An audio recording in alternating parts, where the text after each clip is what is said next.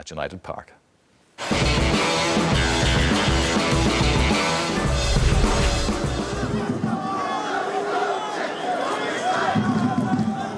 Long ball forward, and they're in around the back, and it's Meenan who's got through. Schlingermann, the Drogheda goalkeeper, all over the place. Hoban in after it, and Schlingermann has been hurt. Hoban, well, had every right to go for that ball, but a lack of concentration.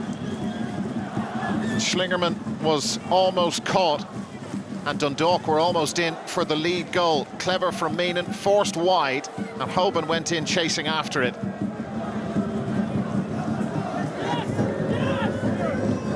This is Horgan for Dundalk. They've brought good support down the M1 with them. Now it's Meenan again. Schlingermann out of his line, and somehow it's scrambled away. Ciaran McGuigan had taken up a fantastic position back on the Drogheda line. Meenan is looking threatening, very threatening for Dundalk already.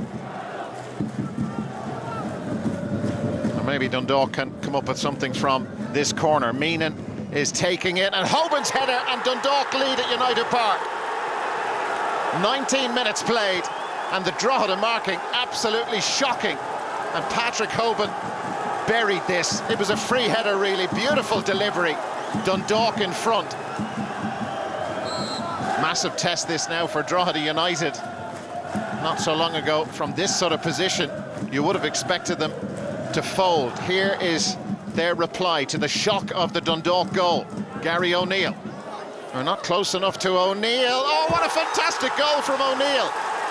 Barely a minute later, Drogheda United have not folded, and they are level. What a fantastic response. Gary O'Neill, a swing of the hips, and Cherrie must have been unsighted. Now here they come again, and that is out for a corner. The United tails are up. His team have responded.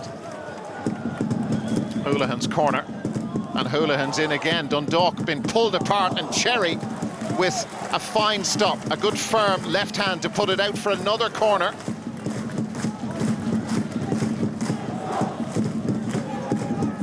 Holohan will take it again, puts it right into the danger area, and the header has gone wrong from Ciaran McGuigan. Free header it was too. Super game. The Louth derby always matters, no question about it. Here come Dundalk. They've only been beaten twice this season. Gannon is through. So close. Daryl Horgan it was sliding in. Good defending to keep him out. Well, that was beautifully held up by Hoban. Slid into Gannon's path, and Horgan was that close. Oh, that's a risky pass. Schlingermann out, and he's only half cleared it. Horgan sends it back. It's heading towards the goal, and Schlingermann, well, saved his own blushes.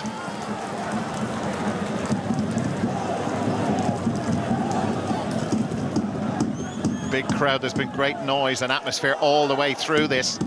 Gannon attacking for Dundalk. Now it's Meenan. Oh, beautiful pass, and Gannon has got in around the back, and that's the side netting. There were players screaming for it in better positions, but Gannon backed himself wide. That's put out of play by Daryl Horgan. Doyle will take the throw in for Drogheda United. A goal apiece at United Park. O'Neill, clever little flick, and now Grimes with the shot. Parried away by Cherrie, and then Dundalk able to clear the danger. There's plenty of power in that, no question.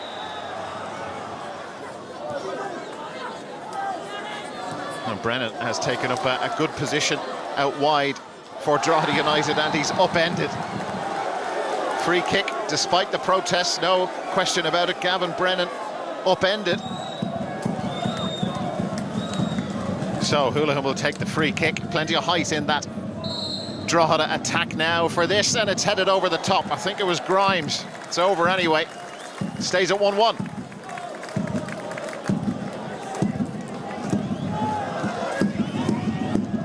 Good jump from Hoban, and McNally is waiting for Schlingermann to come out to him, and he didn't, and in quickly is Towell. And Drogheda making problems for themselves. fair bit of tension out on the pitch now at this late stage of this Louth derby, and Holohan has been upended, fouled by Massey, and perhaps a set piece might give Drogheda the chance to win the game. Again, plenty of targets in there. McNally is just wide. That could have gone anywhere. It could have gone into the back of the net. McNally hurt in the process. Beautiful delivery, and that was close. Dying seconds of this game. Meenan with a hopeful ball in, but there's nobody in a lily white shirt in after it, and that would appear to be that. And there is the full-time whistle. It's a point apiece, fair enough, I suppose. A really entertaining game, played in front of a great crowd, great atmosphere at United Park all evening. Damien Richardson happy enough with his point. Frantic at times, as you would expect, but is that a point gain for Dundalk, or two dropped as they bid to win their first league title in 19 years? Drogheda United 1, Dundalk 1. There's a disappointment now. We didn't actually win it. We had some good chances, as you say, but overall I was very pleased with the performance, particularly in the second half. In the first half we committed a few silly errors, a couple of players were below par. We paid for it with the goal Dundalk got. Bad marking, but we recovered from that, and when you recover from that against the top team in the league, it's a good sign for the future. We're disappointed not to win, really, because I think in the first half we had a lot of chances and the opportunity to, you know, maybe our final pass right when we got in behind them so often in the first half, and some great play really, and we took the lead through Patrick Hoban, great header. You know, we've only ourselves to blame in that regard, because I can see it from the kick-off is criminal really, you know, and I think that was I know there was a slip, but it wasn't good from our point of view, you know. I think we have to defend better than that. So Drogheda United now unbeaten in 3, and considering the losing streak they endured at the end of May and through June, it's fairly impressive, and it's very early to draw conclusions about Damien Richardson's tenure at Drogheda United, but it has started well, and between himself and Darius Kierans, they seem to have a good dynamic between them. Yeah, the early signs are very positive, and Neil Fenn is in there in the coaching setup as well. I think the three of them, I mean, Damien's obviously in charge and calling the shots, but they're getting a response, an immediate response from the players, and the supporters are showing up in better numbers. But one of the things you get with Damien, and I only really first appreciated this a few years ago, when I was at Pats and Jeff Kenna left, I spoke to Damien about the possibility of coming in and taking the job, and it was only an 8-game gig. I said, nothing, forget about next season, that's not what we're talking about, it's just 8 games. And he really agonised over the decision, and he said he wouldn't be able to do it because he said he gives everything to the job. He said, if I take this, I'm going to invest everything I've got in this, and the possibility of having to walk away in 8 games, it'll just be too disappointing, it'll hurt me too much. And it was on that basis that he pulled out his interest in the job, and I'd known him a few years working on shows like this, and he spoke with passion, but a lot of people speak like passion, and sometimes you don't know are people doing it because there's cameras or not. There's a few people who do it that way, but with him it's authentic, it's genuine. So when he's in a dressing room in a club like that, you can see why people are responding in the way they are. So the early positive signs are kind of, it's easy to understand why that's the case. Yeah, we've experienced Damien's enthusiasm right here on the programme, so we know how much football means to him, and he certainly seems to be enjoying his tenure at Drogheda so far, but it is very early days. In the meantime, Stewie, we're going to have a look at Dundalk and some of the analysis you've picked out very shortly, but first of all, at what is a crucial time in the season, you're going to tell us, you know, why set pieces could play such an influential part on a team's progress towards the title. Yeah, well, especially when you've got to go to the likes of Drogheda, you know, really, really tight pitch. It's getting to that stage of the season where games are getting tighter, a little bit more difficult to create opportunities. Stephen was speaking there about some of the good passages of play they had in the first half. They just weren't able to find that final ball. Yeah. And that's because of how tight it was. So what can really play in your favour there are set pieces, hugely important. You know, it can tend to be one of the more difficult parts of the game for a player. You know, it's something that you do for 20 minutes, half an hour at the end of training. It can be monotonous. You know, players tend to switch off, which is hugely important that they don't, because you could be doing it on a Thursday and Friday night you could be looking to employ those set pieces, and they can get you a goal, they can get you 3 points, they can get you a point, a very, very good point. So they're hugely important in the game at the moment. Yeah, and as we know, and as we'll see now from what you're going to demonstrate, they don't always work all the time, but the players have to maintain their concentration. They have to know what's going to happen, and that was very well demonstrated by Dundalk the other night, particularly from corner kicks. Well, absolutely, because like I said, they played very, very well in the first half. They looked to get in behind on numerous occasions, but it wasn't happening for them. And, likely Drogheda played very, very well as well.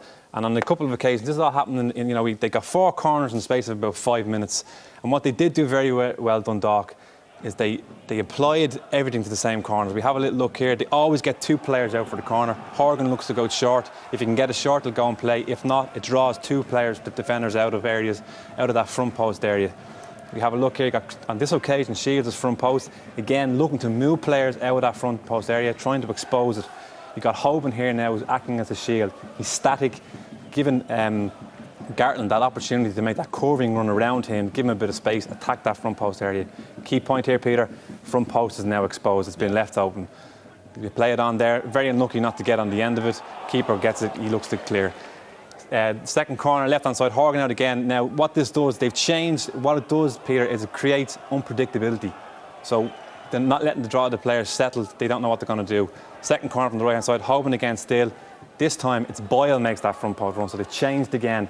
And all the time, the delivery is very, very good. Have a look here, Hoban having a little word with Gartland.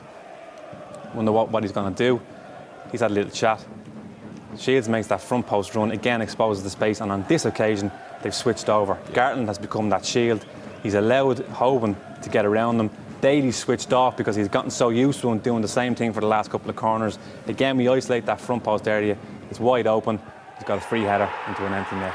And what it really does is it really shows you, first of all, the fact that they've changed on every corner, they implemented every corner, how they would have done it in training, I've no doubt about that. Yeah. Creates unpredictability. Very, very, very difficult to defend against unpredictability because you can't anticipate what the attacker's going to do. And on that occasion, it worked a treat for Dundalk. Yeah, excellent piece of analysis and proof, if you needed it, that what happens at this level of the game, particularly from set pieces, is very deliberate indeed. Well, we have Cork City against St. Pat's and UCD versus Bray coming up shortly. But just before we go to the break, let's hear what the Bohemians fans had to say about their former hero,